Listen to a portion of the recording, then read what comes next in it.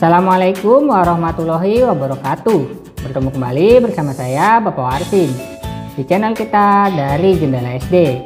Hari ini kita akan melanjutkan pembelajaran kita untuk kelas 5 tema 3 makanan sehat. Subtema 1, bagaimana cara tubuh mengolah makanan.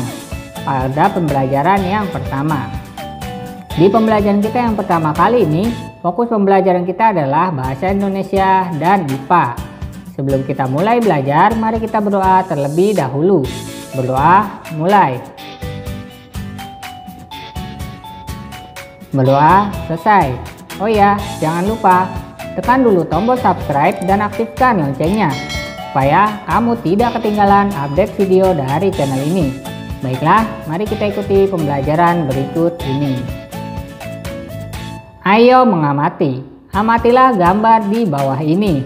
Apakah kamu selalu makan makanan sehat seperti yang kamu lihat pada gambar?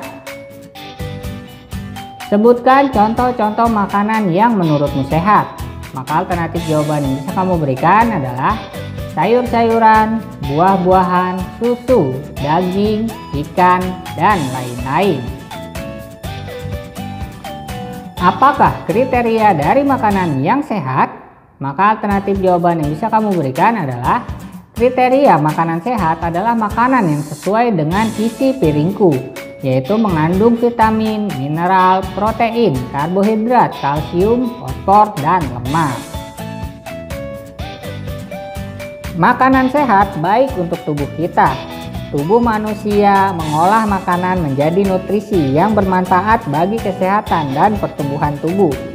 Untuk lebih jelasnya, bacalah dialog di bawah ini dengan seksama. Wah, sedapnya sarapanku hari ini, kata Dayu. Kemudian Edo bertanya, sarapan apa kamu pagi ini, Dayu? Kalau aku seperti biasa, nasi, sayur, dan telur mata sapi sudah cukup. Lalu Dayu menjawab, ibuku membuat bubur ayam istimewa, Edo. Lalu Siti berkata, aduh, semuanya terdengar enak untukku, sekalipun hanya nasi, sayur, dan telur mata sapi. Apalagi kalau bubur ayam istimewa. Bersyukurlah kita dikaruniai sistem pencernaan, teman-teman. Dengan begitu, makanan yang kita makan dapat membawa manfaat untuk tubuh kita. Betul juga ya. Apa sebenarnya manfaat sistem pencernaan itu, Siti? Tanya Dayu. Sistem pencernaan merupakan organ yang dapat ditemui pada manusia dan hewan. Sistem pencernaan berfungsi untuk memperhalus makanan sehingga menghasilkan nutrisi yang dapat diserap oleh tubuh. Dengan adanya nutrisi tersebut, maka manusia dan hewan dapat tumbuh dan berkembang dengan baik. Jika makanan yang dikonsumsi itu sehat dan bergizi tinggi, maka manusia atau hewan yang mengonsumsinya akan bertumbuh dengan sehat, jawab Siti. Lalu Edo berkata, aku pernah melihat iklan tentang bubur ayam dengan beras organik. Dalam iklan tersebut terdapat kalimat yang mengajak orang untuk memakan bubur organik itu. Lalu Dayu berseru, wah, kedengarannya menarik ya, Edo. Kapan-kapan kita makan bubur ayam di tempat itu yuk. Pastinya lebih sehat karena berasnya organik. Ayo mengamati. Makanan sehat penting bagi tubuh kita. Oleh karena itu, banyak iklan yang dapat kita temui di tempat-tempat umum yang mengetengahkan tentang makanan sehat. Iklan memang dimaksudkan untuk mempromosikan sesuatu kepada para pembaca. Coba kamu amati iklan-iklan berikut dengan seksama. Nah, di sana terdapat contoh iklan ya, ada 3 buah iklan yang di sana terdapat gambar-gambar serta kalimat informasi yang tersedia. Silakan kalian perhatikan. Kalimat-kalimat yang umumnya dipergunakan oleh bahasa iklan adalah kalimat yang menarik atau kalimat yang mengajak pembacanya untuk mengikuti apa yang ditulis atau disarankan oleh pembuat iklan. Amatilah iklan di atas dengan seksama. Tulislah apa yang kamu lihat dalam iklan media cetak tersebut. Maka alternatif jawaban yang bisa kamu berikan adalah, aku menemukan di sana gambar yang pertama, tulisan yang kulihatnya makanan sehat dan bergizi, solusi hidup sehat dan awet muda.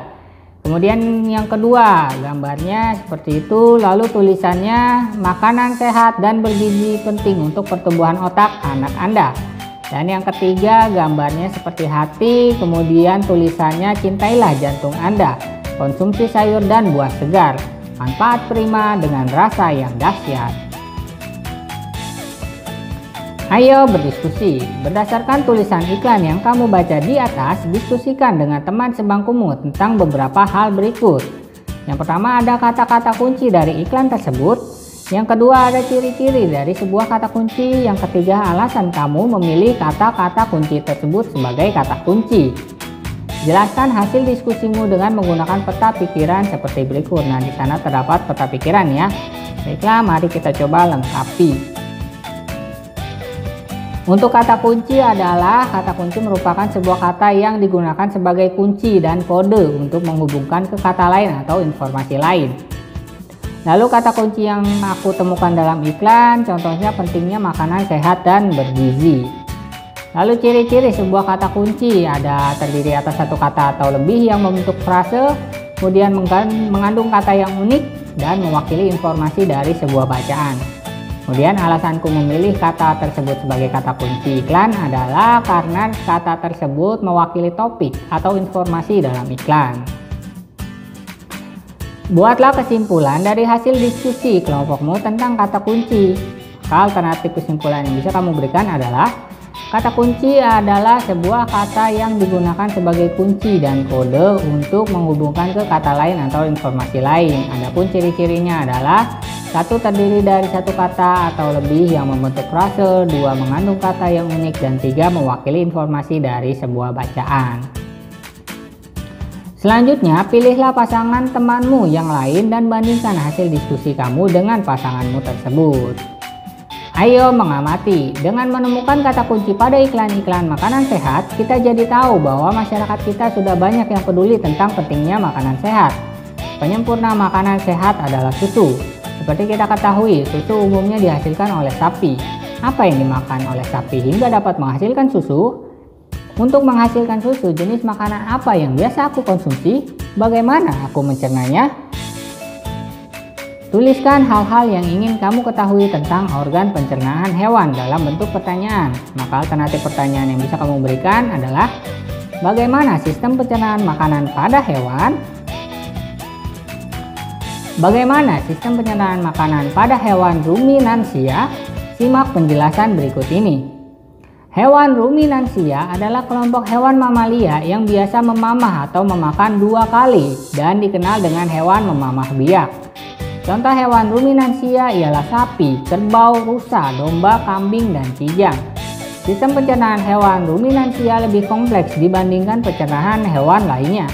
Pada hewan ruminansia terdapat 4 bagian lambung dengan fungsi yang spesifik.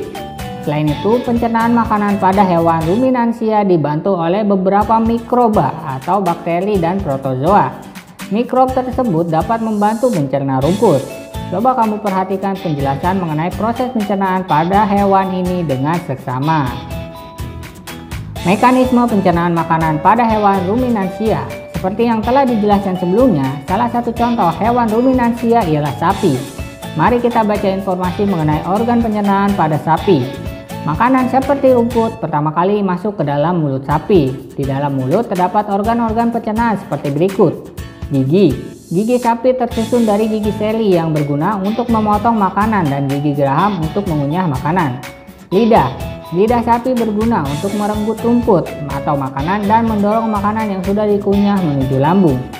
Saliva merupakan cairan atau enzim khusus yang dihasilkan oleh kelenjar khusus pada sapi yang kemudian disalurkan ke dalam rongga mulut. Saliva berperan dalam proses pencernaan kimiawi. Lambung sapi berbeda dengan lambung manusia, ukurannya jauh lebih besar. Lambung sapi merupakan organ pencernaan yang sangat penting bagi sapi. Lambung sapi terdiri atas 4 bagian, yaitu rumen, retikulum, omasum, dan abomasum. Oleh karena itu, sapi dikatakan memiliki 4 perut. Nah, di sana kalian bisa perhatikan ya. Itu di sana ada rumen, ada omasum, ada abomasum, dan ada retikulum. Berikut bagian-bagian dari lambung sapi. Yang pertama adalah rumen atau perut besar. Tempat terjadinya pencernaan dengan bantuan mikroba atau bakteri. Di sini makanan dicerna hingga menjadi bubur dengan gerakan mengaduk yang dilakukan oleh dinding rumen. Pada saat sapi beristirahat, makanan kembali ke mulut dan dikunyah kembali. Setelah dikunyah untuk yang kedua kalinya, makanan masuk ke retikulum atau perut jala. Retikulum, perut jala. Di dalam retikulum, makanan kembali mengalami proses fermentasi dengan bantuan bakteri anaerob dan protozoa. Di dalam bagian perut ini terjadi proses absorpsi dan penyaringan benda-benda asing yang masuk bersama makanan sehingga tidak masuk ke omasum atau perut kitab. Omasum, perut kitab. Di dalam omasum, makanan dicerna dengan bantuan enzim pencernaan. Selanjutnya, makanan masuk ke abomasum. Abomasum, perut masam.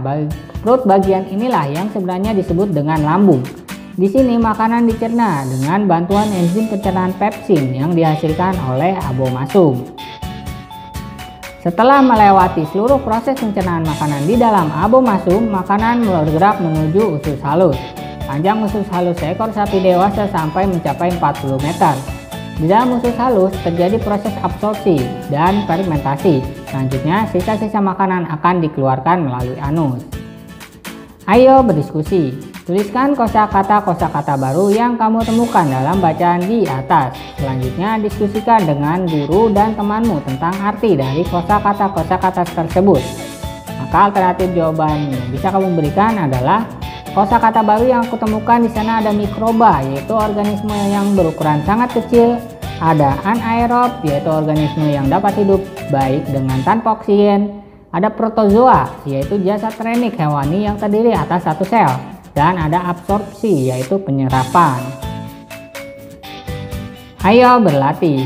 Diagram di bawah ini menjelaskan mengenai proses pencernaan pada hewan ruminansia, sapi. Berdasarkan keterangan yang telah kamu pelajari, lengkapilah diagram berikut. Nah, di sana terdapat diagram ya. Baiklah, mari kita coba lengkapi. Pertama, dari mulut dikunyah ya, di dalam mulut rumput itu. Kemudian dia masuk ke esofagus.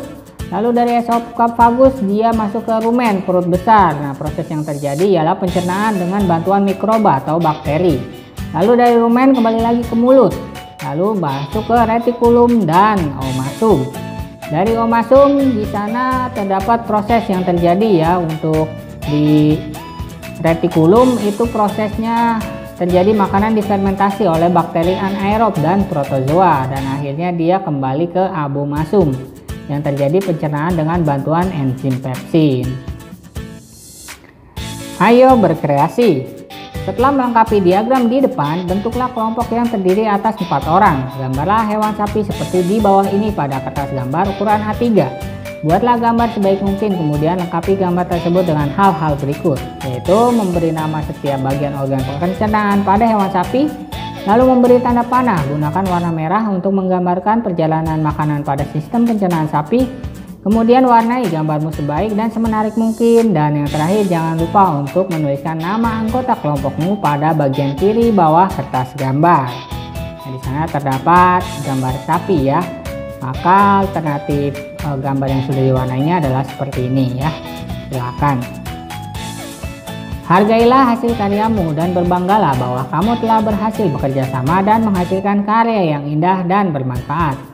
Dengan bimbingan guru kelas, presentasikanlah hasil karya kelompokmu di depan kelas. Jelaskan secara rinci nama-nama organ pencernaan sapi dan jelaskan juga arah tanda panah yang kamu buat pada gambar sapi tersebut. Perhatikan hal-hal di bawah ini sebagai panduan dalam presentasimu. 1. Jelaskan dengan suara yang jelas. 2. Sebutkan dan tunjukkan organ-organ pencernaan sapi dengan tepat dan lengkap. 3. Jelaskan dan tunjukkan arah anak panah yang menggambarkan perjalanan makanan pada sistem pencernaan sapi dengan tepat dan jelas. Berikan kesempatan bagi kelompok lain untuk bertanya dan memberikan komentar yang positif tentang hasil karya kelompokmu.